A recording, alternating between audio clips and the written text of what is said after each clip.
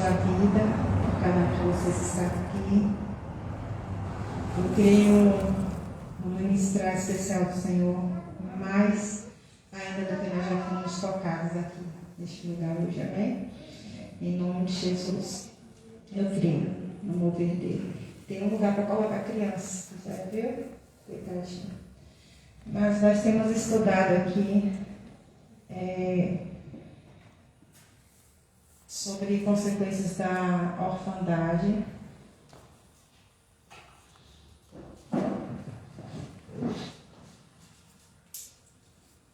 Pega ali a caixinha também, que a pilha ficou lá dentro, por favor. E hoje nós vamos iniciar um pouco a falar sobre moralidade. Não, mãe, não passei não. Não passei não, mãe. Não. Tem um fio. Espera aí, por favor. Obrigada, viu? Obrigada. Espera aí, tá? Obrigada, viu, meu amor, por ter esperado, porque eu disse.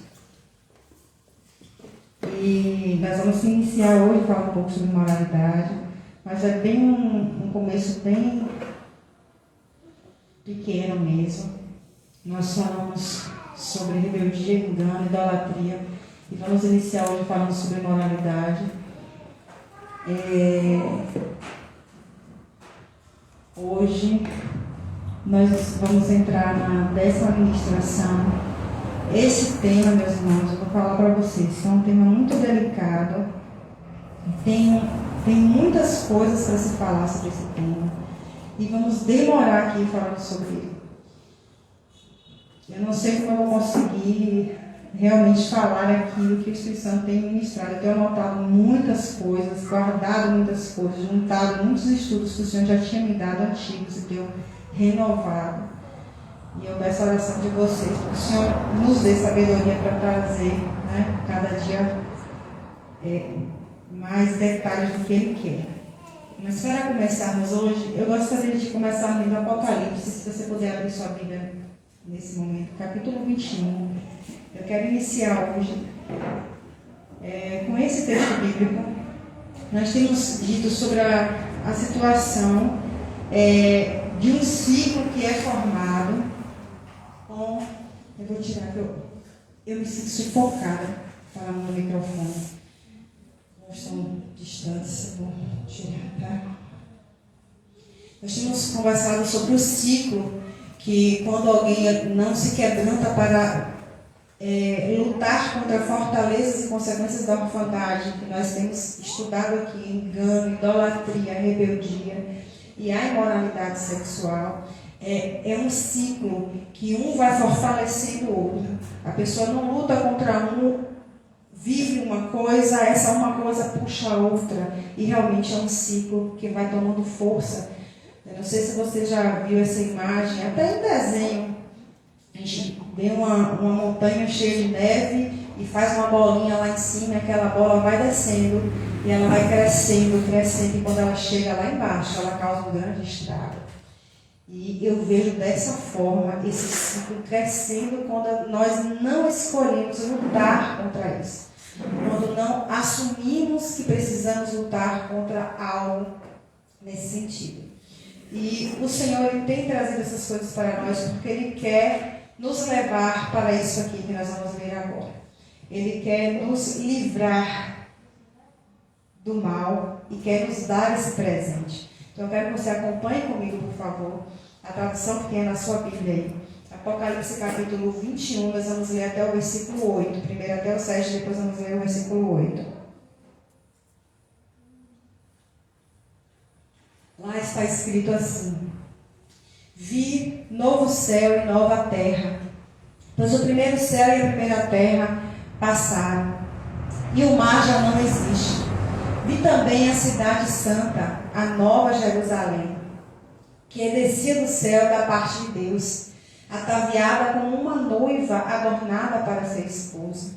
Então ouvi grande voz vinda do trono, dizendo: Eis o tabernáculo de Deus com os homens. Deus habitará com eles. Eles serão povos de Deus, e Deus mesmo estará com eles.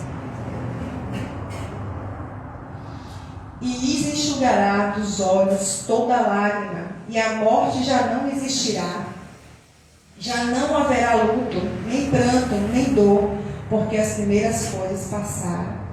E aquele que está sentado no trono disse: eis que faço novas todas as coisas. E acrescentou: escreve, porque estas palavras são fiéis e verdadeiras. Disse-me ainda: tudo está feito. Eu sou o Alfa e o Ômega, o princípio e o fim. Eu, a quem tem sede, darei de graça da fonte da água da vida.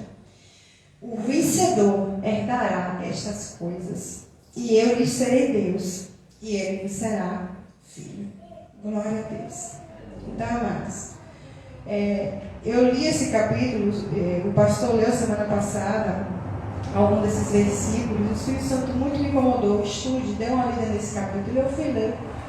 E o capítulo todo fala da bênção. Depois do versículo 8 vai detalhando como vai ser esse novo lugar que nós vamos ter direito, conquistado por Jesus, como foi dito aqui. O nosso Jesus conquistou para nós e preparou e está preparando um lugar para nós.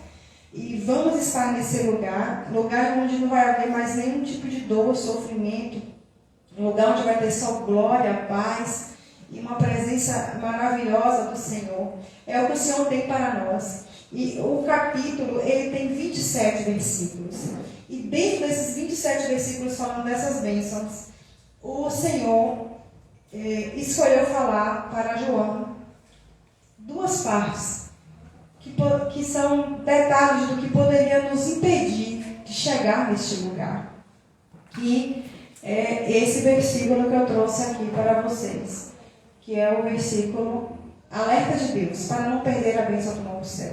Dentro desses 27 versículos, no capítulo 21, tem o versículo 8 e tem também o 27, que é como se estivesse detalhando algumas das coisas aqui. Fala um pouco mais sobre a mentira e algumas outras coisas. Apocalipse 21, 8. Eu vou ler essa tradução que eu coloquei aqui no cartaz, depois eu vou ler a que está aqui na minha Bíblia. São duas traduções diferentes. E vocês vão observar onde vocês. Existem várias traduções diferentes, nós vamos falar e eu vou dizer o porquê que eu vou ler essas duas já. Mas quanto aos tímidos, e aos incrédulos, e aos abomináveis, e aos homicidas, e aos fornicadores, e aos feiticeiros, e aos idólatras, e a todos os mentirosos, a sua parte será no lago que arde com fogo e enxofre, o que é a segunda morte. Ele traz os detalhes desse texto, falando as pessoas que se mantivessem praticando essas coisas, perderiam a bênção de estar no novo céu e na nova terra. Dentro dessas práticas pecaminosas, as 4 práticas que nós falamos, as 4 fortalezas, 4 consequências da orfandade estão aqui, nesse versículo. Quando eu li, eu falei: Senhor, estão aqui os 4. E por isso eu te pedi para você ler e colocar. Porque são coisas que podem impedir meus filhos de chegar aonde eu quero que eles cheguem, que é aqui, onde eu estou. E nós temos estudado como nos livrar dessas coisas. São esses aqui, ó. Eu vou estar lendo, eu trouxe a interlinear, vou mostrar para vocês. Na minha Bíblia aqui, o versículo diz assim: quanto, porém, você pode acompanhar a sua Bíblia para você ler as traduções, tá? Aos covardes, incrédulos, abomináveis, assassinos, impuros, feiticeiros, idólatras e todos os mentirosos, a parte que lhes cabe será no lago que arde com fogo e enxofre, a saber, a segunda morte.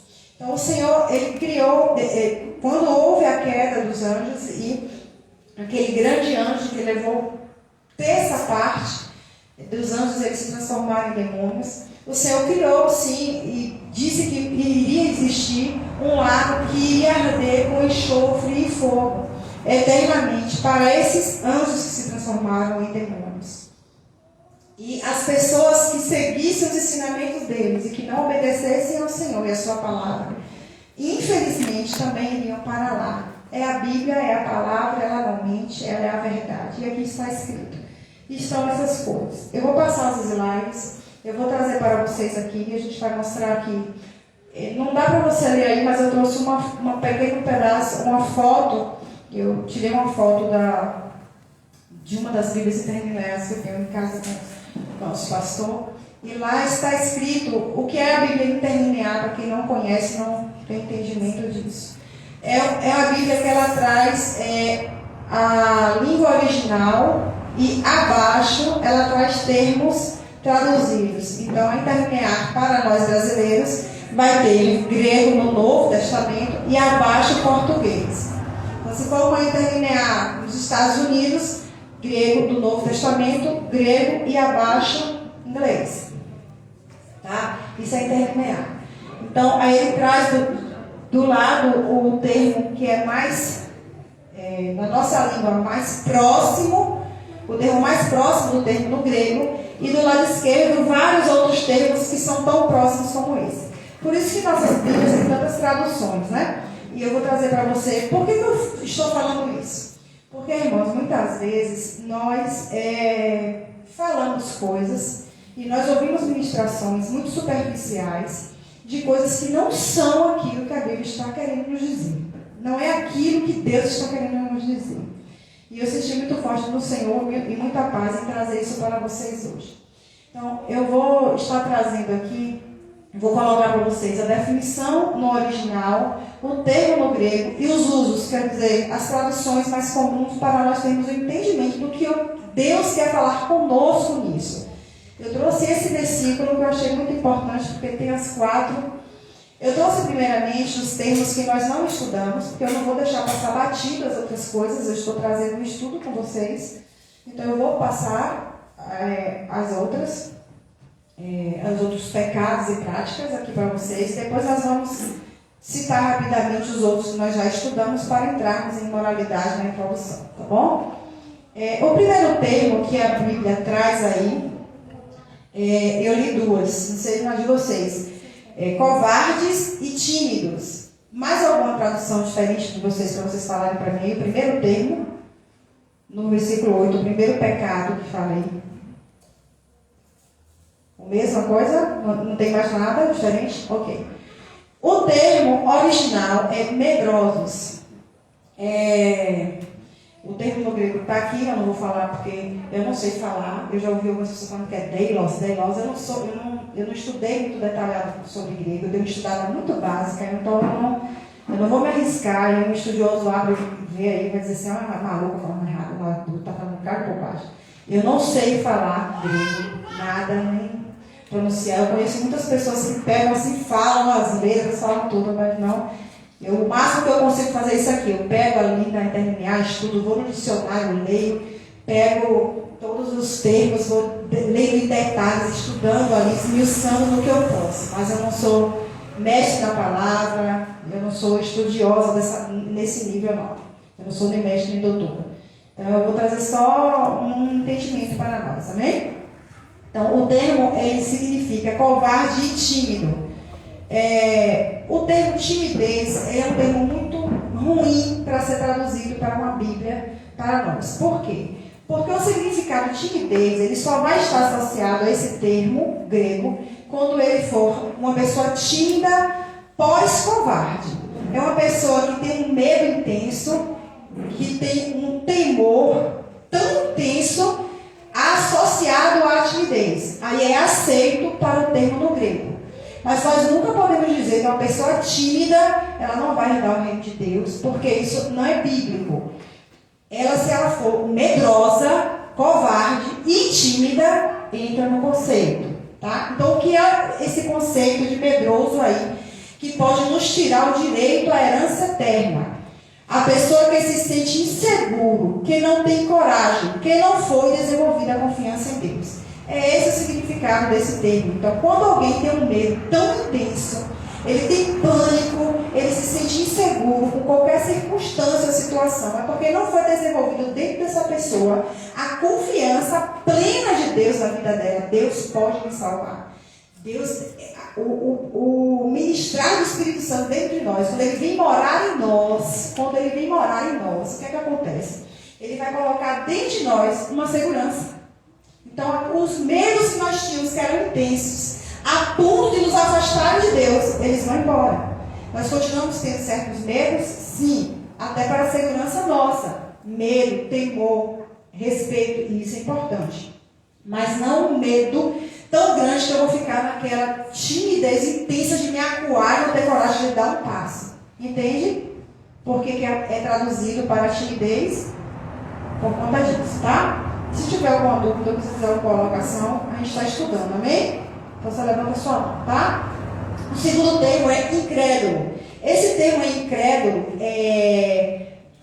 eu não sei se na Bíblia de vocês tem uma outra tradução, mas na grande maioria a tradução é essa mesmo, porque esse termo no grego significa aquele que não crê, que não consegue acreditar.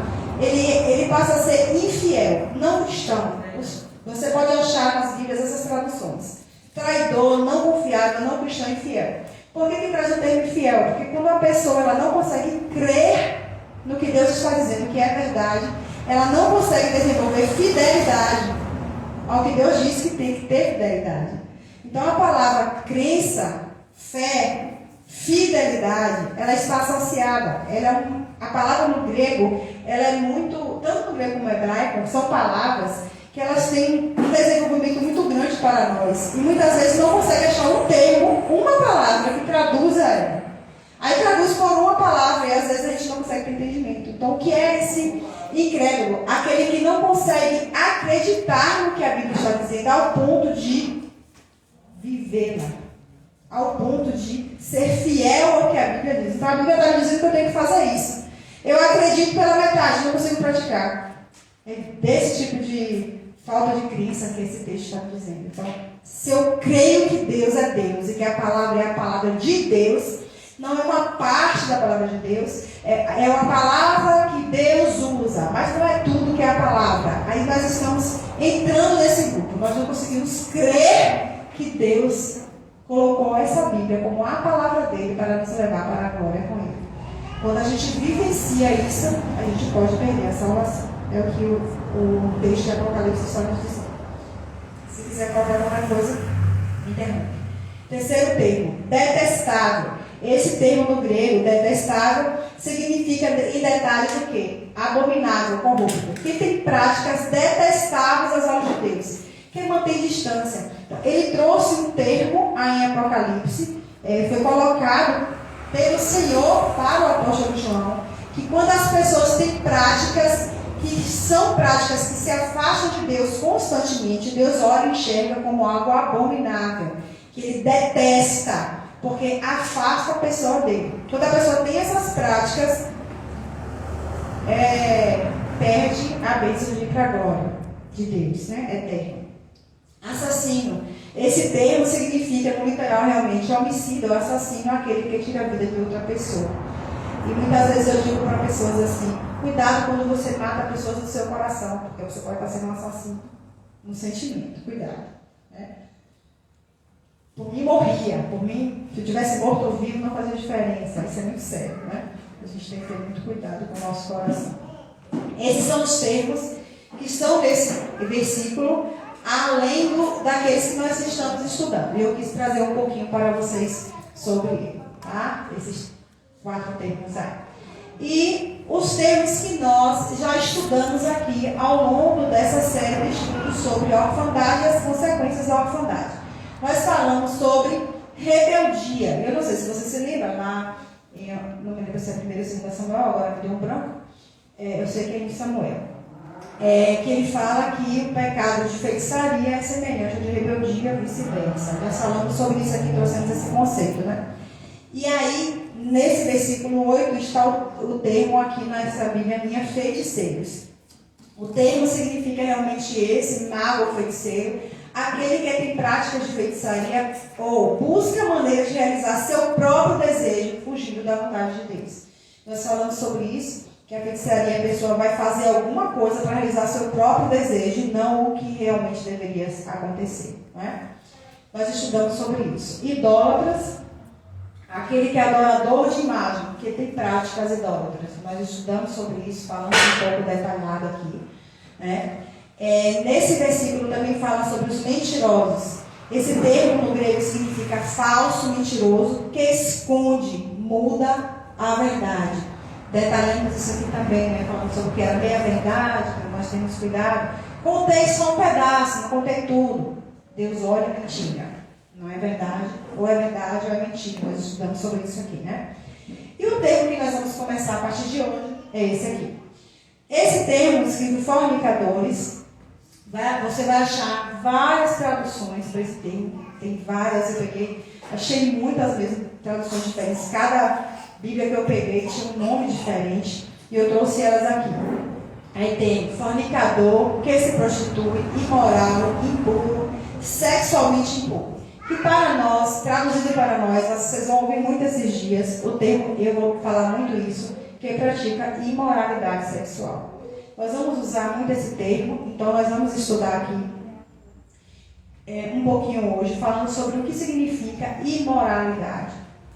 Para entrarmos em imoralidade sexual, depois também falarmos sobre o que é a moralidade sexual para Deus. Nós vamos ter todas essas coisas aqui. E como nos livrarmos daquilo que é imoral na sexualidade, que já vivemos ou que ainda estamos vivendo.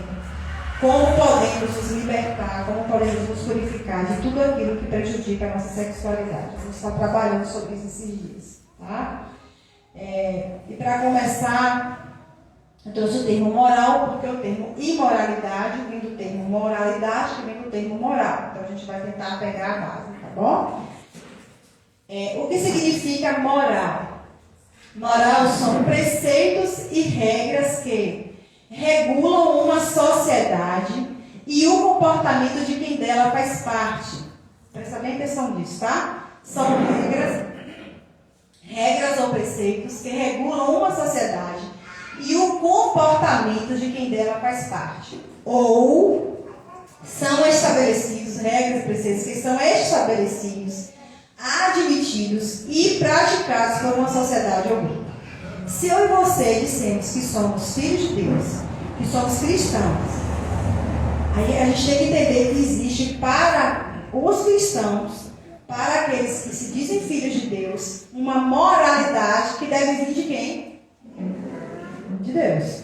Ele vai dizer o que é a moralidade, quais são as regras, quais são os preceitos, o que é que regula, o como nós devemos viver, nos comportar. Então, são as regras de Deus para nós. Isso é moralidade. Isso significa moral. Então, tudo aquilo que Deus diz que é o correto para vivermos, que é o que nós devemos viver como cristãos, para nos mantermos caminhando para a Canaã celestial, para a Jerusalém celestial, é o que ele considera como moral.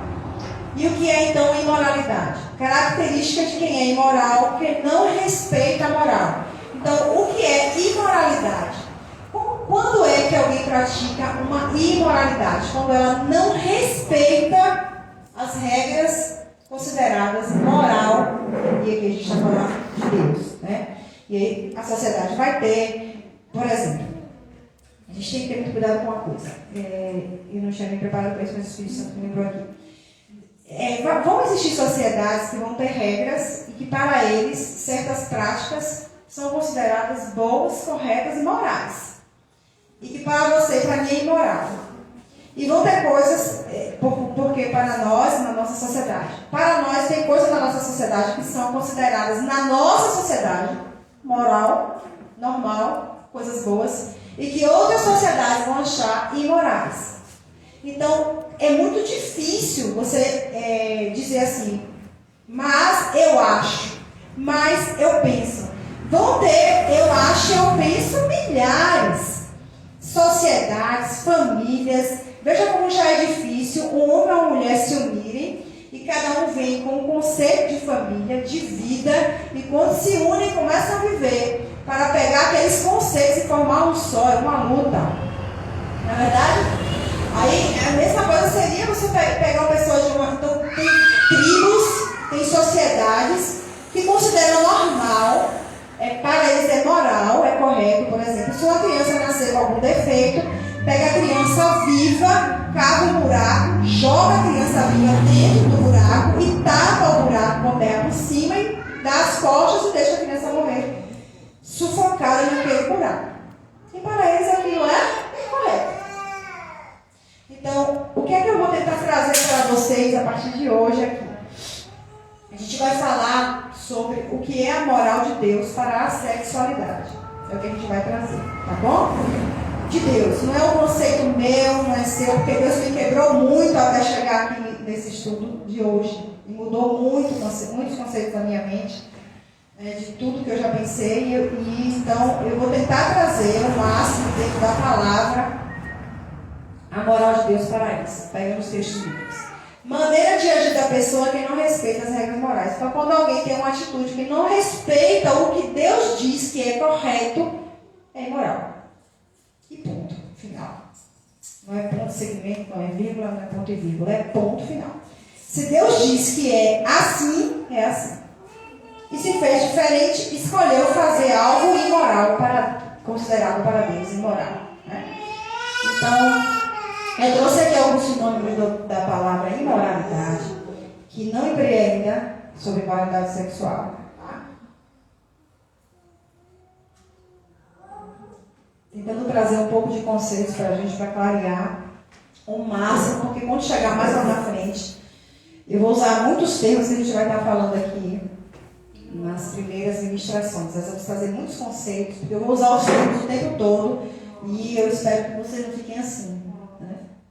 Eu estou falando, vou tentar trazer os conceitos para nos ajudar a gente ter um entendimento maior. Sinônimos de moralidade: indecência, indignidade, obscenidade, impureza, perversão, corrupção, devassidão, depravação, libertinagem, dissolução, desrespeito, atrevimento, cinismo, desaforo. Tudo isso para Deus é considerado imoral. Então, tudo que a gente venha a praticar fora da palavra vai ser considerado por Deus como uma imoralidade. Agora, esse termo em Apocalipse 21:8 está falando de imoralidade sexual. O contexto que eu estou estudando com vocês, nós estamos estudando juntos, do ciclo da orfandade. A imoralidade que mais pesa no ciclo da orfandade é a imoralidade sexual. E por isso nós vamos nos deter mais detalhado com relação a isso. Tá bom? E aí eu trouxe conceitos. São termos que a gente vai estar usando, tá? O que é sexualidade? Existem, eu trouxe aqui 3 maneiras de se conceituar a sexualidade para a gente tentar entender. Conjunto de fenômenos da vida sexual.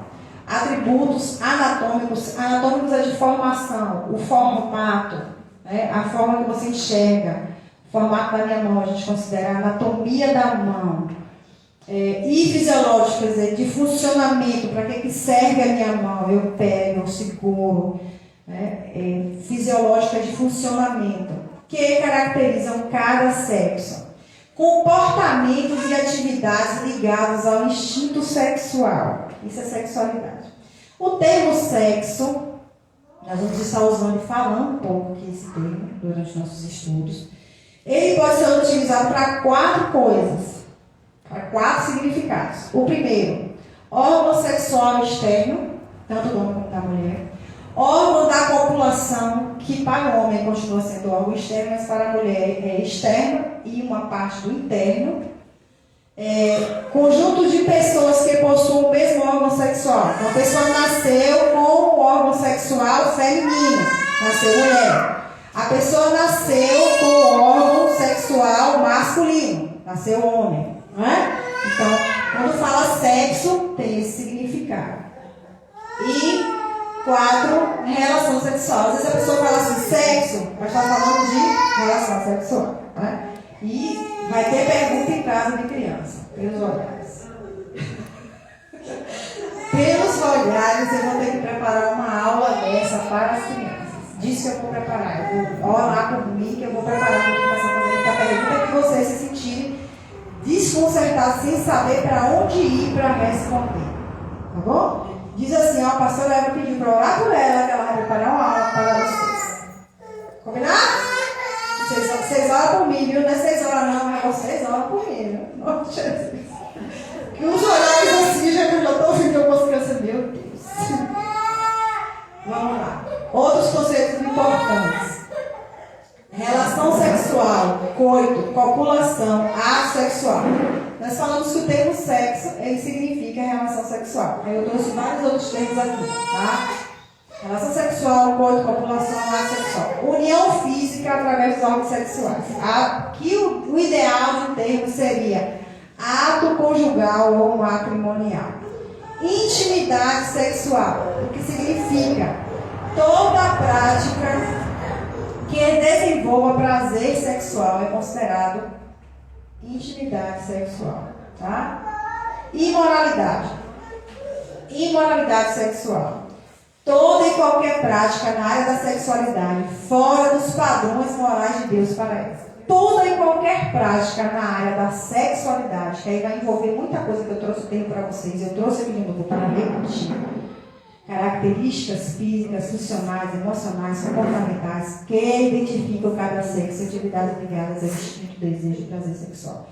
Tudo que envolva o nosso desenvolvimento da feminilidade, masculinidade, o que é ser homem, o que é ser mulher, desejo, práticas, tudo nessa área que esteja em sexualidade. E tudo que se pratique nessa área, fora do que Deus diz que é o correto, nós chamamos de imoralidade sexual. Deu para dar uma resumida, uma clareada assim para a gente começar? Coragem, pastora, está me chamando isso? Se o Espírito Santo manda, a gente tem que obedecer, né?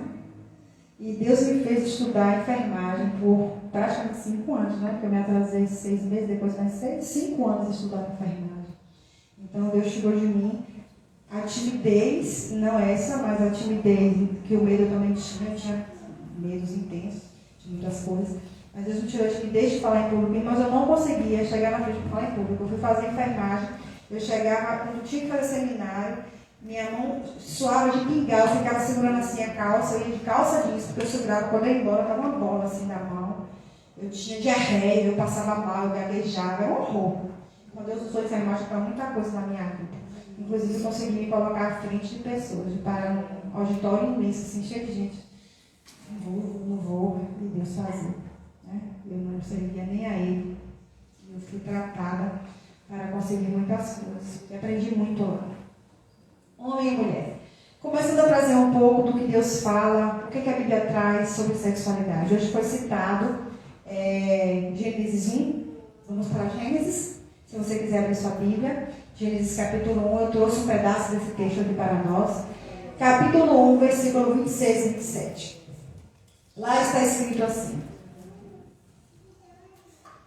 Disse Deus, façamos o homem à nossa imagem, conforme a nossa semelhança.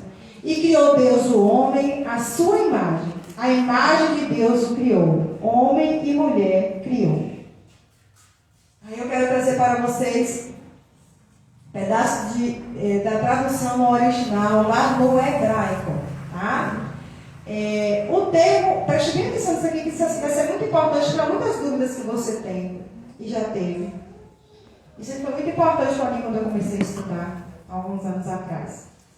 E disse Deus, façamos o homem. Esse termo homem, a tradução original lá é Adam.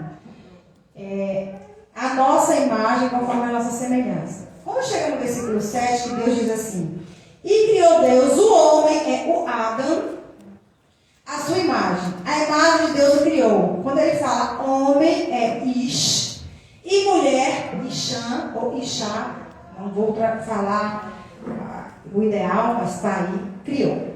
Então, na tradução literal, quando se escreve esse texto, tem algumas diferenças. Quando Deus diz que criou, fez o homem à sua imagem conforme a sua semelhança, Deus usou um termo chamado Adam, que significa espécie humana. Está aqui o termo no hebraico. Significa espécie humana. Então, quando Deus fala assim, fiz o homem à imagem e semelhança de Deus, criou a sua imagem, está falando da espécie humana. Deus criou homem e mulher, os dois, a imagem de Deus, a semelhança de Deus, homem e mulher. A tradução ideal que as Bíblias deveriam trazer para a gente no Antigo Testamento como é que deveria estar lá?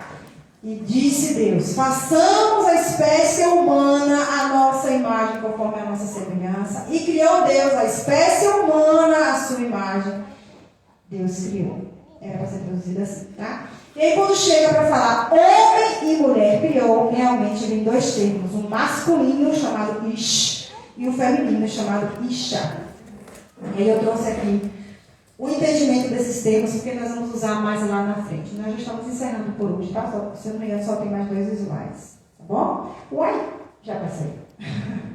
Aqui. Isha, ou Ishan, não sei falar exatamente como. Poderia até pesquisar, não é para falar certo, não lembrei disso. Tem tudo aí nessa internet também, esqueci. Vou pesquisar depois. Ish significa macho, homem, poderoso, nobre, contudo, firme, fazendo menção ou semelhança a uma flecha. Ishan ou Isha, fêmea, mulher, rainha, nobre, côncava, flexível, fazendo menção a um arco, semelhante a um arco. Aí você para e você já começa a meditar bastante sobre isso para a sua vida. E a gente vai falar um pouco sobre isso, tá? Lá na frente. Pretendo estudar sobre isso. Eu trouxe essa imagem aqui para você. É como se Deus tivesse criado lá a espécie humana, um arco e uma flecha. Aí está Deus segurando o arco e a flecha. Pouca utilidade se tem um sem o outro. Mas muita utilidade se tem um com o outro. Diferentes se completam e realizam um propósito grande que o arqueiro quer realizar. Amém? A gente vai falar um pouco sobre isso lá na frente. Tá bom? Eu quero que você fique um pouco com essa imagem na sua cabeça. Eu quero encerrar com esse texto aqui. Trouxe a imagem. Gênesis 1:28 diz assim: e Deus os abençoou, e Deus disse a eles: frutificai e multiplicai-vos, e enchei a terra, e sujeitai-a, e dominai sobre todos os animais da terra. Fazendo resumido assim, tá bom? E aí eu vejo aqui alguns verbos e algo interessante. Deus, ele deu uma ordenança para a espécie humana, para o casal, para o homem com a mulher. Eles têm diferenças, nós vamos falar da sexualidade, dessas diferenças que Deus nos deu e nos fez diferentes. Por que diferentes? Para um complementar o outro, para realizarmos propósitos. Por que dessa sexualidade dessa maneira que Deus fez? Nós vamos trabalhar isso aqui mais para frente, tá? E Deus, quando Ele fala, Ele traz alguns verbos assim: frutifiquem, multipliquem, encham a terra. Não só de filhos, mas encham daquilo que está em mim, que eu coloco em vocês. O que é que ele queria? Que o homem e a mulher colocassem debaixo dos pés, em sujeição os animais. Sujeição e domínio sobre os animais. Os dois juntos, homem e mulher, ser humano, frutificar, multiplicar e encher juntos. Nós vamos trabalhar sobre isso aqui mais lá na frente. Amém? Então, a partir de agora, nos nossos estudos, nós vamos estar falando sobre sexualidade, moral sexual para Deus, imoralidade sexual. Vamos estar tentando trazer uma coisa com a outra para não ficar muito pesado para a gente, tá bom? E que Deus nos abençoe, em nome de Jesus. Se você quiser fazer alguma pergunta agora, pode falar. Quiser anotar no papel, trazer também.